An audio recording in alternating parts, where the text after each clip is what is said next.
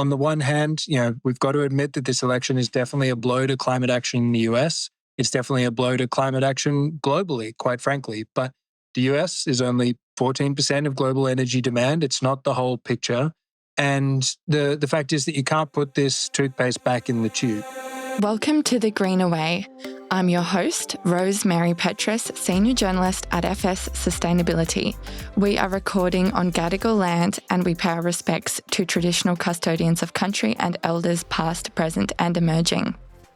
US President-elect Donald Trump vows to repeal the Inflation Reduction Act and environmental protection laws, exit the Paris Agreement and increase oil spending. According to MIT, this will increase emissions by 4 billion tonnes to 2030. Just last week, Trump announced climate skeptic and fossil fuel executive Chris Wright will lead his energy department, and Trump himself also believes climate change is a scam. So let's jump in the time machine and take a look at the next 4 years under Trump with our guest, Lachlan Carey. Welcome to the show. Hi, Rose. Great to be with you. Lachlan is a Washington-based clean energy investment expert with the US Studies Centre and RMI. So first off, what's the mood on the ground there in Washington, particularly in the renewable space? Yeah, look, there's no denying that the mood here is pretty sober, I would say. But, there's also a serious resolve here to keep fighting and to recognise that we are on the right side of this thing. The economics, the technology are with us. And just as in the first Trump administration, the energy transition didn't die. It's not going to die with the second administration. So on the one hand, we've got to admit that this election is definitely a blow to climate action in the US. It's definitely a blow to climate action globally, quite frankly. But the US is only 14% of global energy demand. It's not the whole picture. And the fact is that you can't put this toothpaste back in the tube, right? Solar is now the cheapest form of electricity in most of the country. Electric vehicles are growing at a rapid rate. Hydrogen is taking off, you name it. And yes, policy makes a difference. Yes, the president makes a difference, but it's not the whole story. So as we covered in the intro to this podcast, Trump has vowed to repeal climate legislation and exit from climate initiatives, but he can only complete one term. So how quickly is this rollback likely to happen? Yeah, so there's no one answer to that question, right? So we can break it down into a couple of pieces. There's your executive actions, there's the regulatory piece, there's what he can do on legislation, and then there's what he can do kind of with regard to fossil fuels. So the US president has the most control over foreign policy. Of all the different pieces of the kind of policy space, that's where most power is invested in the White House. So yes, Paris Agreement, he's going to tear that up again. But I think as we're seeing in COP29 right now, that whole process, UNFCCC, the COP process, is honestly increasingly irrelevant to the energy transition. It's kind of done its duty. It put climate change on the list of important issues. It got countries to take it seriously. And we're doing that, and the energy transition is happening. And so pulling out of the Paris Agreement doesn't change that trajectory. On the regulatory front, yes, that's going to be a problem for all sorts of key regulatory initiatives that the Biden administration pushed forward, like the Clean Power Plan, like tailpipe emissions rules. And this is going to be fought out in the courts. There's going to be a whole bunch of litigation trying to stop the Trump administration from doing that. And, that's going to play out in the legal sphere. On the fossil fuel front, in Trump 1.0, he came in and said he was going to save King coal. Well, coal declined at a faster rate under the Trump administration than it did under Obama. Trump's come in now and he's saying he's going to drill, baby, drill. Well, the US is producing more oil than any country in the history of the world today. So I don't know how much faster he's going to be able to make that happen. And so, we would expect essentially existing trends to continue where we're at or pretty close to peak oil. But, the fact is that the US is blessed with the Permian Basin and the sort of fracking revolution. So it's going to continue being a really significant oil producer. The big change is going to be in natural gas, where the Trump administration will definitely end the ban on LNG exports. And so we would expect to see US LNG exports increase. that in fact may have the counterintuitive effect of reducing emissions in the US by increasing natural gas prices. And as we've seen happen in Australia, for example. So it's not a clear sort of picture on that one. The most contentious piece, of course, is on the Inflation Reduction Act.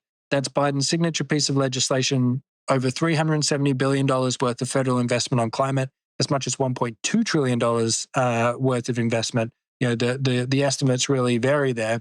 And so this really is going to come down to a couple of Republicans in the House. They've only got a couple of seat majority at the moment, 218. So that's three seats. So it's a pretty thin margin there that they're going to have to wield. And the fact is that 77% of all the clean energy investment that's happened since the IRA has gone into Republican districts.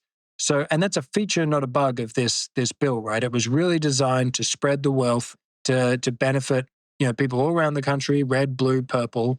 And so that's really going to be its sticking power. So it's still very unclear how much of that is going to be repealed and how much of it is going to survive. We've seen Republican congressmen come out and say that they want to keep it. 14 of them signed a letter earlier this year saying they wanted to keep the IRA, so that would be enough to hold on to it.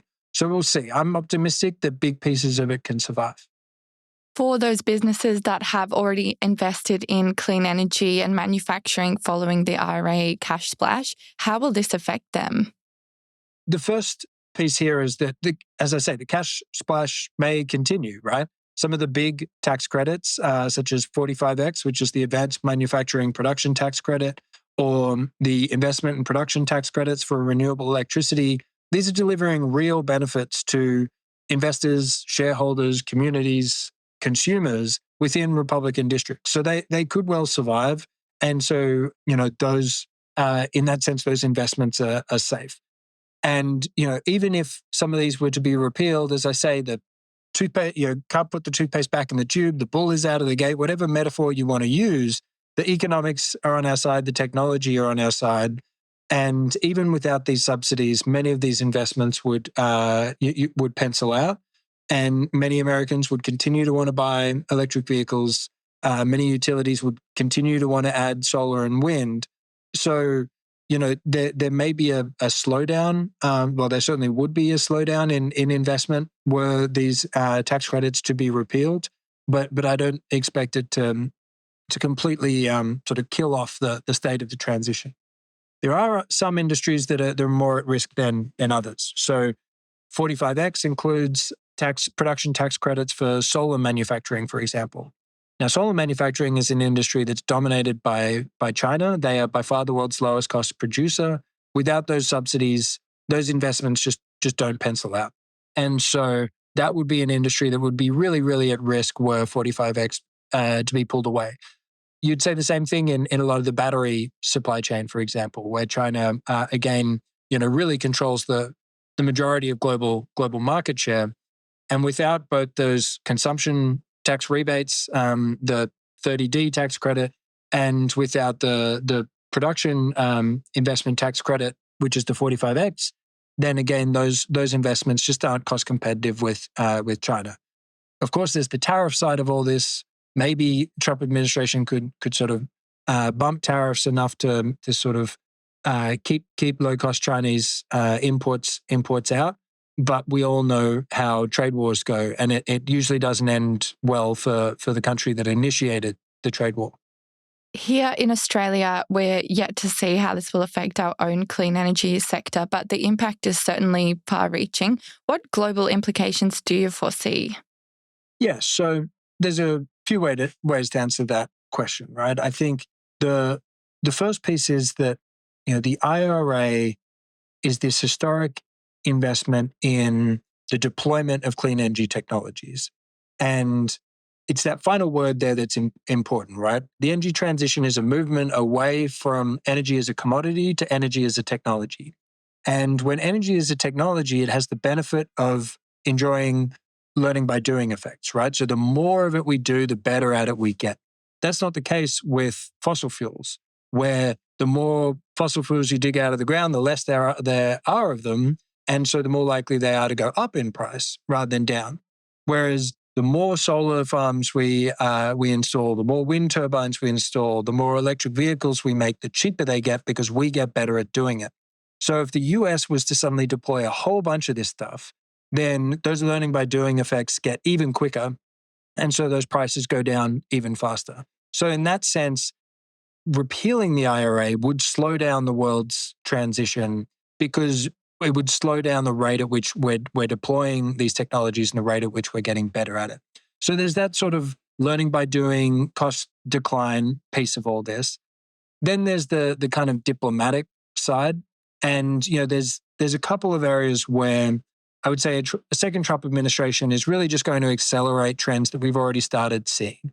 The first is with respect to China, who I've already mentioned a couple of times, but obviously the first Trump administration really came in on the back of this mandate that there were communities in the US that have been hurt by overexposure to China. And so the Trump administration was going to take it to China, was going to, solve the trade deficit and all these things that he didn't manage to do. But the fact is that, that hawkishness towards China, that was continued under the Biden administration. Obviously in different form, but still they took a pretty kind of hawkish posture vis-a-vis China. And so we're going to see that trend continue under a second Trump administration. Relatedly, there's the whole sort of circus around trade, right? So the flip side of the overexposure to China question is this idea of hyperglobalization and the idea that we'd sort of allowed free trade to run roughshod over the working communities of America and indeed working communities across the developed world.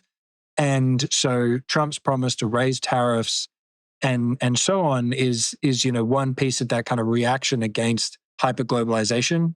Under the Biden administration, that manifested more in things like friendshoring and reshoring initiatives. And so we would expect that that trend to continue as well. And then third, in the realm of climate diplomacy. And as I mentioned, I think this previous model of the kind of centralized global governance of climate diplomacy as represented by the UN, the COP process, that model is quite frankly dying and increasingly irrelevant to the state of the energy transition. And instead, what we're seeing is this kind of fragmentation into sort of sectoral experimentation, if you will. So you're seeing more of the real action taking place in forums like the Mission Possible Partnership or the First Movers Coalition, these sectoral kind of initiatives that are really, taking directed action on specific problems rather than these big global sort of target setting and timetables and interconnected carbon prices and all these kind of fanciful ideas that never really went anywhere out of the global COP process. So what is the positive path forward here that you see for the climate movement and clean energy investment?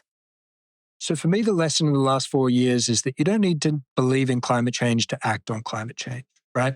If it's in your economic interests, then that's the kind of key motivating factor for so many actors within our system. And increasingly, electricity is the cheapest marginal unit of energy. Electric vehicles are the best available technology for people to drive to work and commute and so on. Heat pumps are more efficient than HVAC systems. Electric stoves are in many respects better than gas stoves. The list goes on. And so as these technologies improve, as they become cost competitive, as they provide all sorts of other benefits, we continue to see the clean energy transition accelerate. And so the positive lining for me is to focus on those structural trends and not the noise that inevitably a second Trump administration is going to bring. And those two things are interrelated though, right? In that those economic interests are also going to be true within Republican districts, within Republican states. And that's going to minimize the impacts that the Trump administration is going to have on key pieces of legislation like the Inflation Reduction Act, because those legislators are going to hear from their constituents and they're going to hear about those economic interests. They're going to hear about the $372 billion of clean energy investment that's happened around the country.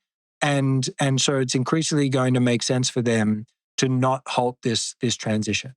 And, that's not to downplay all the negative things that could and likely will will happen. But it is to focus on the pieces of this that I think are going to continue regardless of the sort of political situation. And so that's the silver lining that I'm focused on. Lachlan, thank you so much for your time today. Where can listeners find out more about this topic? Yeah, so we're doing some writing at this on this at the United States Studies Center, and we'll be releasing a report in the new year on the future of Australia and US climate cooperation. So people should stay tuned for that one. I also work at RMI, where we continue to put out nonpartisan analysis on the clean energy transition. So that's where I'll be writing, and of course there's 1,000,001 outlets right now that are trying to peer into their crystal balls and imagine what the future is going to look like in this second Trump administration. Until next time, then, I'm Rosemary Petrus, and thank you for listening to The Greener Way. The Greener Way podcast is a product of FS Sustainability, a show about people, the planet, and investing in our collective future. All information in this podcast is for education and entertainment purposes only. The Greener Way podcast gives listeners access to information and educational content provided by discussing numerous financial sustainable options and our featured guests. It is not intended as a substitute for professional, legal, or tax advice. The hosts of The Greener Way are not financial professionals and are not aware of your personal financial circumstances. Before making any financial decisions, you should read the product disclosure statement and, if necessary, consult a licensed financial professional. For more information, head to the disclaimer page on the FS Sustainability website, fssustainability.com.au.